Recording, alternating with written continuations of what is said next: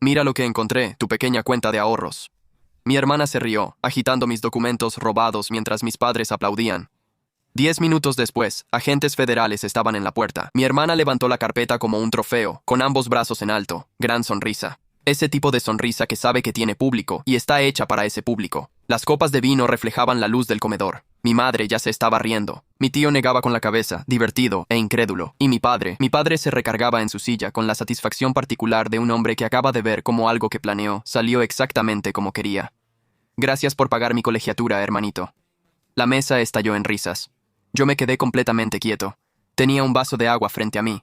Recuerdo que me concentré en él, el pequeño círculo que había dejado en el mantel, la forma en que la luz se reflejaba en él. Un truco que aprendí hace años para situaciones en las que necesitaba mantener la calma cuando todo mi cuerpo gritaba que no lo hiciera.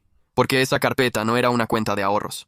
No era un fondo para la universidad. No era un portafolio de inversiones personales. No era nada que perteneciera a mi familia, ni tenía nada que ver con la colegiatura de Vanessa, ni con los planes de mi padre, ni con esta cena, ni con ninguna de las personas en esta habitación. Y en aproximadamente 10 minutos, cada uno de ellos iba a entender exactamente qué era. Solo necesitaba dejar que todo sucediera. Debería explicar de qué tipo de familia vengo, porque es importante para entender cómo una mesa llena de adultos podía ver a una mujer agitar documentos federales robados y responder aplaudiendo. Mis padres, Gerardo y Miriam Calloway, construyeron su concepto de justicia sobre un solo principio operativo.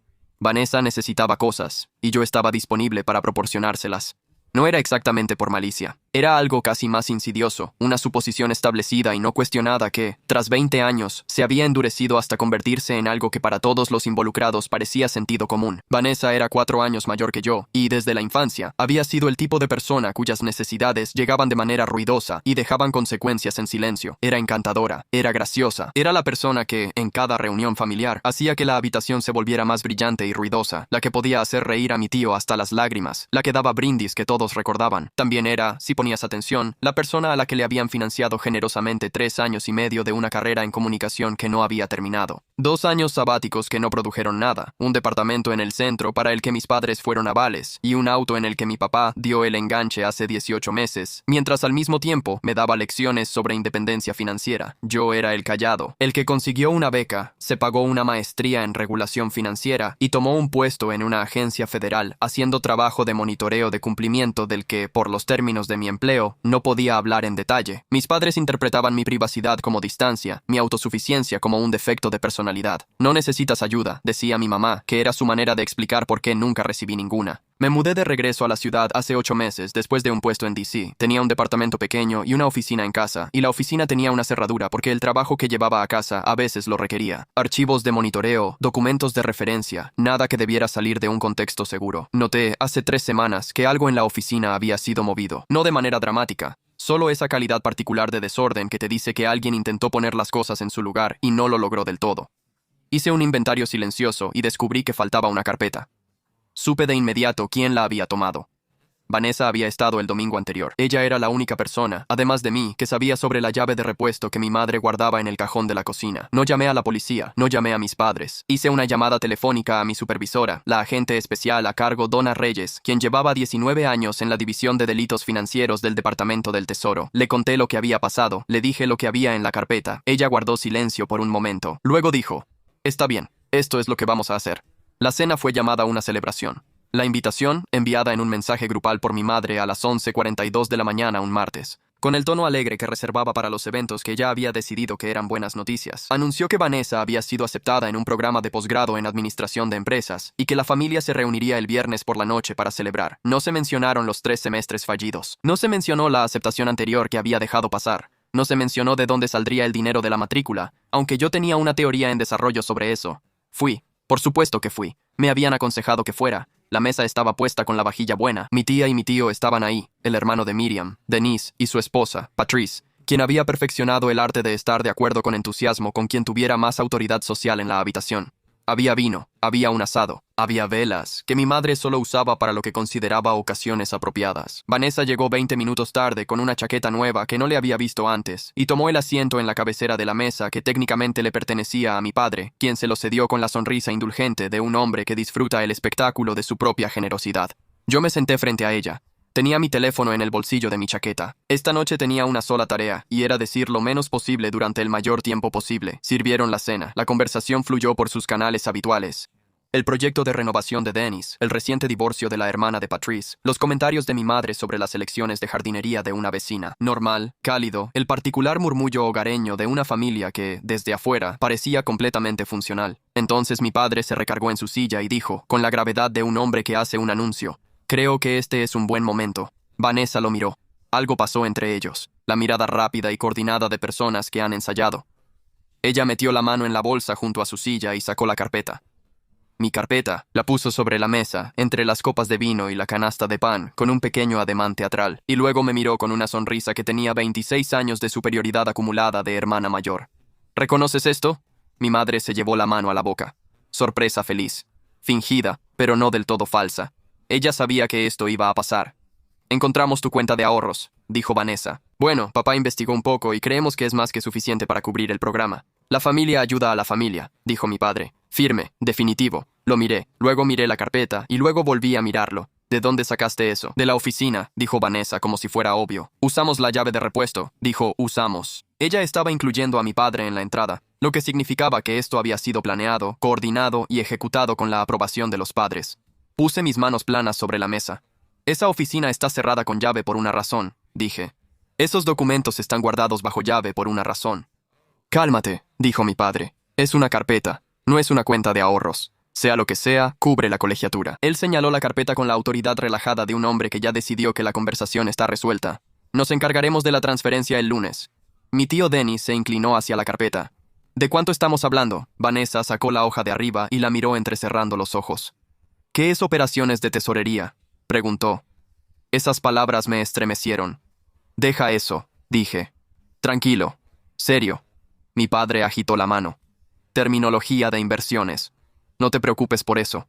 Vanessa siguió leyendo. «¿Qué es autorización de custodia federal?».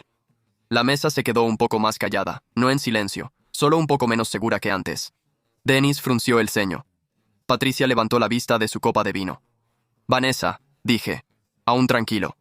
«Por favor, deja el documento». Me miró con la sonrisa que la gente pone cuando ha decidido que estás exagerando y quiere que sepas que ya lo decidieron.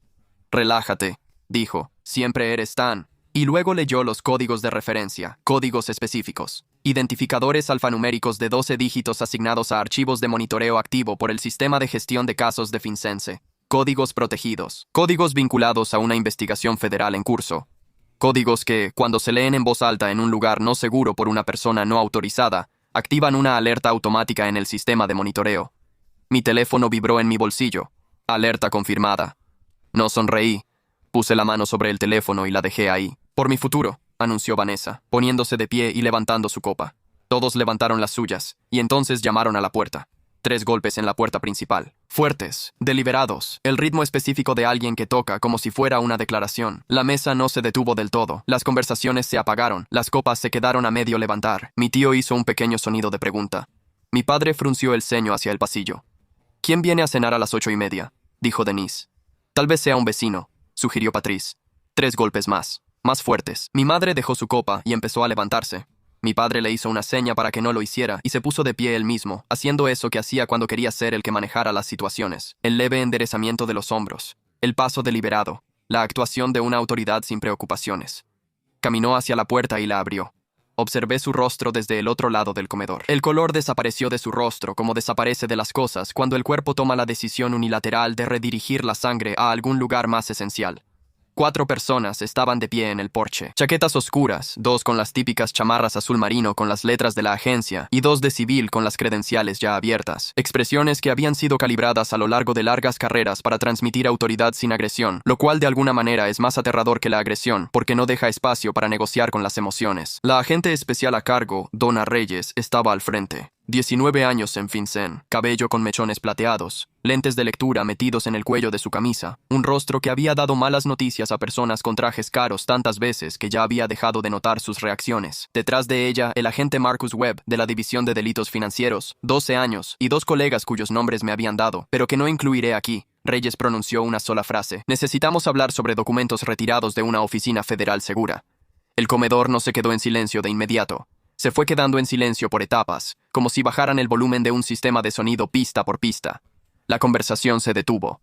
Luego, el movimiento se detuvo. Luego, incluso los sonidos ambientales de la habitación, el tintinear de la cristalería acomodándose, el zumbido del refrigerador que se filtraba desde la cocina, parecieron desvanecerse. Mi padre se quedó parado en la puerta con la mano aún en la manija. «Yo no», empezó a decir. «Adentro, por favor», Reyes dijo. No era una pregunta. Entraron a la casa con la calma profesional de quienes han hecho esto muchas veces y han aprendido que la calma es una forma de autoridad. Reyes se dirigió a la entrada del comedor y se detuvo. Webb se quedó ligeramente detrás y a su izquierda. Los otros dos permanecieron cerca de la puerta. Los ojos de Reyes recorrieron la mesa, haciendo un inventario. Cuando llegaron a la carpeta, mi carpeta seguía abierta, la página de referencia encima, justo donde Vanessa la había dejado. Algo en su expresión quedó registrado en su mente. Colocó su portacredenciales sobre la mesa del comedor, junto a la canasta de pan, con un pequeño y preciso clic. ¿Quién accedió a estos registros? 12 personas en la sala. 12 rostros volteando. Y entonces, de la manera en que las multitudes se ordenan cuando necesitan a alguien a quien culpar, todas las miradas se dirigieron hacia mí. Negué con la cabeza. Una vez, no fui yo. Las miradas se dirigieron a Vanessa. Ella seguía de pie.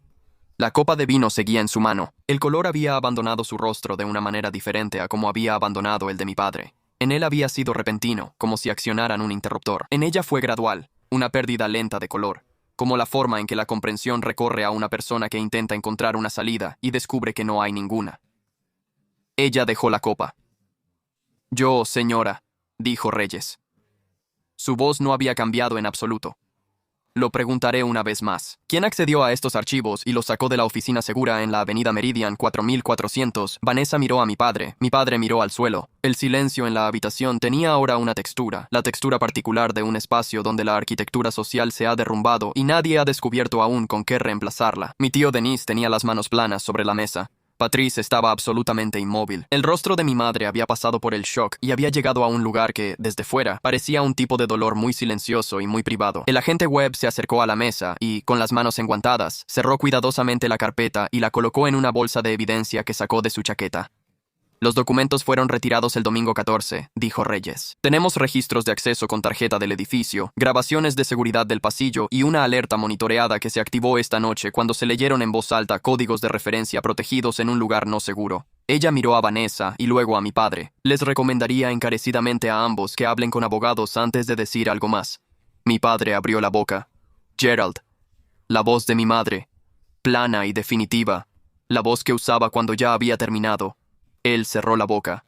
Me recosté en mi silla, crucé las manos sobre mi regazo y miré a mi hermana al otro lado de la mesa, al otro lado del vino, copas de vino y la vajilla buena y las velas que mi madre había encendido para una celebración, y dije en voz muy baja: «Adelante, Vanessa, cuéntales sobre la llave de repuesto». Lo que siguió no fue rápido. Nada que involucre agencias federales lo es. Eso es lo que las películas hacen mal. Lo hacen dramático y rápido, con voces elevadas y esposas. La realidad es más lenta y, en su propia manera, más devastadora. Sus formularios y procedimientos y el desmantelamiento metódico de una noche que se suponía iba a ser una celebración. Reyes separó a mi padre y a Vanessa en diferentes habitaciones en 20 minutos. Webb tomó declaraciones de los demás miembros de la familia en la mesa, trabajando con ellos uno por uno con una grabadora y una libreta. Mi tía Patrice, noté, respondió cada pregunta en un tono que dejaba claro que estaba completamente comprometida a no haber visto nada, no saber nada y no tener opiniones sobre nada. Mujer inteligente. Denise intentó, en un momento, tomar el control de la situación, ser útil y autoritario de la misma manera en que lo era en las reuniones familiares, el encargado designado de resolver problemas. Webb lo miró con la expresión paciente y experimentada de un hombre que se encuentra con esa respuesta aproximadamente 4 veces por semana, y dijo, suave pero concluyente: «Señor, necesito que espere». Denise se volvió a sentar. La última en entrevistarme fue Reyes, en la cocina. Me pidió que le explicara la cronología desde el momento en que noté que faltaba la carpeta. Así lo hice. Me preguntó sobre la llave de repuesto, el acceso, la secuencia de eventos que llevaron a esta noche. Respondí todo. Al final, me miró por un momento. «Pudiste habernos llamado el día que lo notaste», dijo. No fue exactamente una acusación, más bien una observación. «Sí», respondí. «¿Por qué no lo hiciste?» Pensé en eso, sobre los años de cenas y las decisiones que mis padres siempre habían tomado sobre quién era yo y para qué servía, sobre la cara de Vanessa en el momento antes de que leyera los códigos, tan completamente, catastróficamente segura de que había ganado algo. Necesitaba que entendieran lo que realmente habían hecho, dije. No que se los dijeran, que lo entendieran. Reyes me miró por un momento más. Luego hizo una anotación en su libreta legal y la cerró. «Estaremos en contacto», dijo.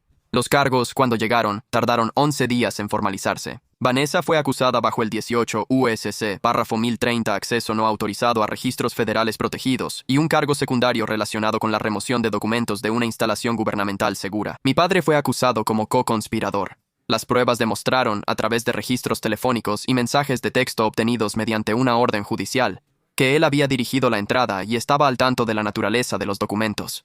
Sabía que provenían de una oficina federal. Decidió que eso no importaba.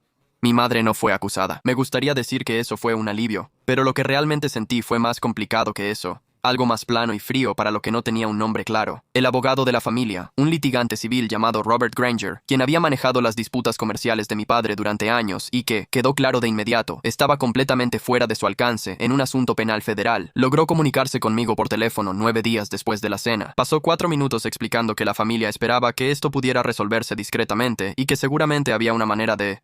Lo dejé terminar.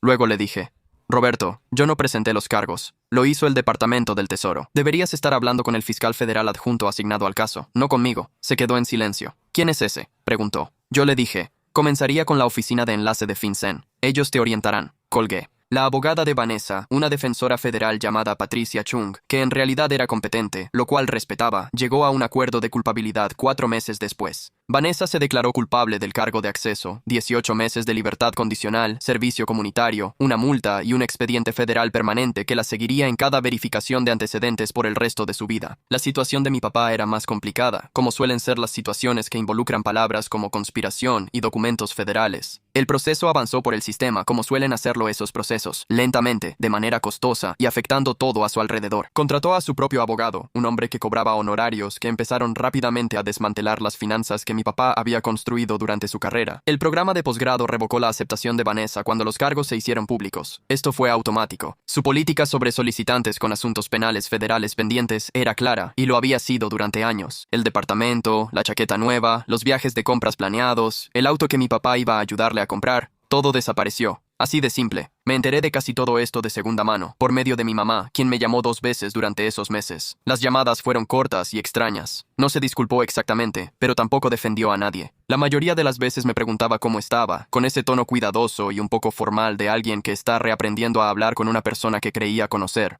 Le dije que estaba bien, y en su mayoría lo estaba. Cambié la cerradura de la oficina. Cambié el lugar donde guardaba la llave de repuesto, pequeños ajustes, cosas prácticas. 8 meses después de la cena, pasé en auto por la casa de mis papás de camino a otra cosa y reduje la velocidad sin planearlo. Las luces estaban encendidas en la sala. A través de la ventana del frente podía ver el parpadeo azul de la televisión y la silueta de mi mamá en su silla. El comedor estaba oscuro. Supuse que la vajilla buena ya estaba de vuelta en el gabinete. Pensé en esa mesa, todas esas caras, iluminadas y riendo, completamente seguras de que me habían superado. La carpeta pasando de mano en mano como un recuerdo de fiesta. Vanessa levantándose con su copa en alto. Por mi futuro.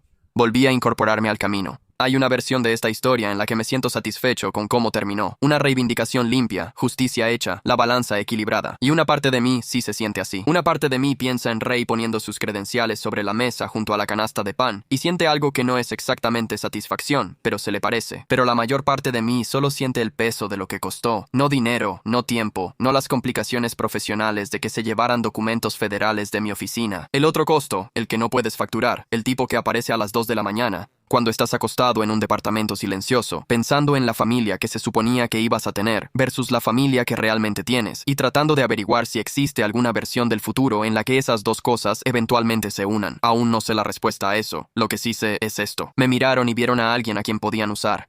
Alguien sin límites. Alguien que absorbería todo lo que decidieran quitarle y no diría nada. Que se quedaría en la mesa y seguiría yendo a las cenas. Se equivocaron en eso. Se habían equivocado durante mucho tiempo. La diferencia es que ahora ellos también lo saben. Eso no es nada. No lo es todo, pero no es nada. Y a veces, de hecho la mayoría de las veces, eso tiene que ser suficiente.